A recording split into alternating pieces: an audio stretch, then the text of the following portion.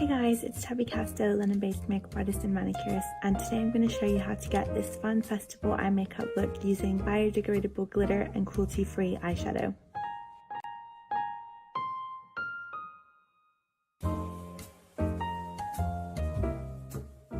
First, apply Mina Eye Primer to the entire eyelid and then blend it. You can use your finger to do this, and this will just help the makeup last a little bit longer. Next, you want to apply Mina's Cream Eyeshadow 319 to the outer lid with a firm brush, and then before it sets and dries, go in with a fluffy blending brush and just blend the edges out.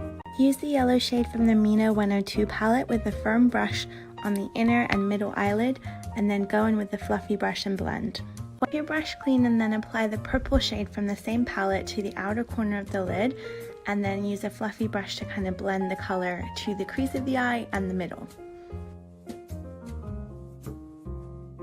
Use a pointy brush to apply Mina's Eyeshadow Cream 319 to the eyelid around the lash line, building the color up.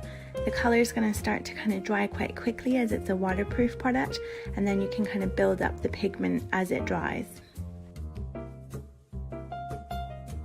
Use a little bit of face mist to wet a firm brush and dip it into Mina's Eyeshadow 104, then highlight the eye in the middle and the inner corner. Apply the yellow shade from the palette to the inner lower lash line, and then use the purple shade on the outer lower lash line. Apply Mina's Automatic Eye Pencil 307 to the lower waterline and outer edge.